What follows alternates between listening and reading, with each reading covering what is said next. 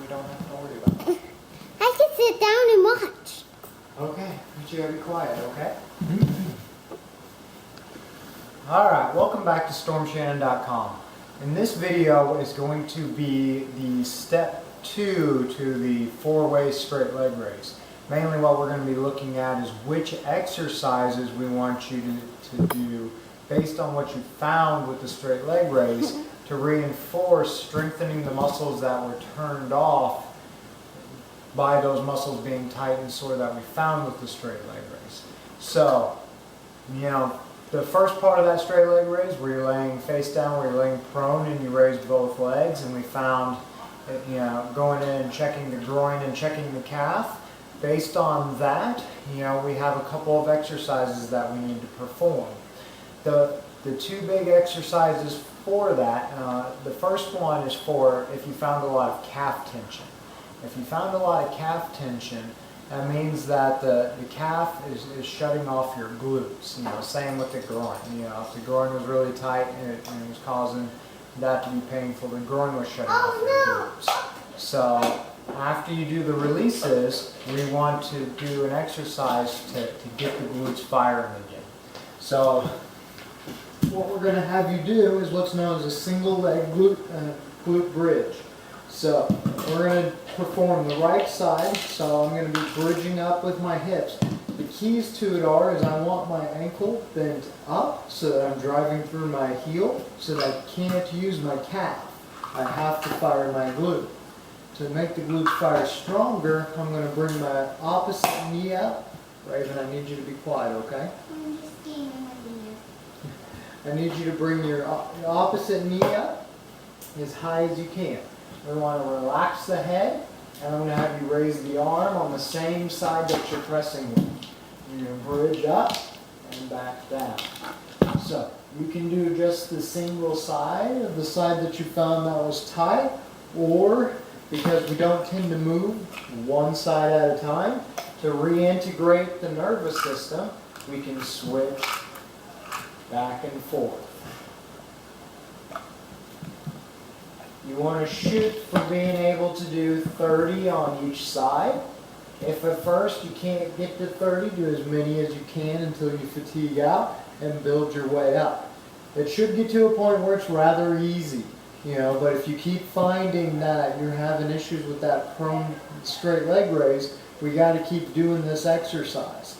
So even if it doesn't cause fatigue, keep doing it because it's reteaching those muscles to fire instead of the muscles that were found to be tight. So that's for the prone straight leg raise.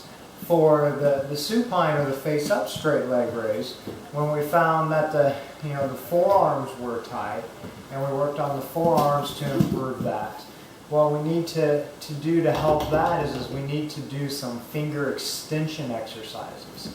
So really, it's after we get done releasing, we need to work on strengthening those extensors. The easiest way to do that is actually to just take a rubber band, put it around your fingers. Yes, Raven. Let me know it's my turn to take a video and go to Okay, I will let you know. So, get a rubber band that's a little bit tight around your fingers, and you're just going to extend it for repetition.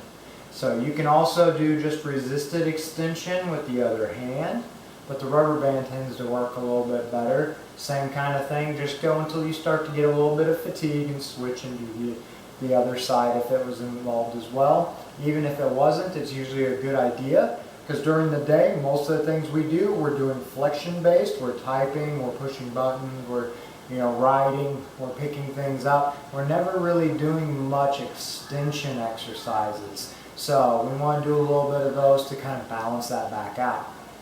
Finally, for the side-lying leg raise, when we looked at that and we found the tenderness or the weakness there, to strengthen that up, we're actually going to do exactly what we were doing there. So we're going to have you lay on your side. We're going to bring that hip into extension. We're going to keep the head in line with the body. You can rest it on the arm, but then we're going to do leg raises from here. The key to this is you've got to keep your hips straight up and down, and we want this in a little bit of extension.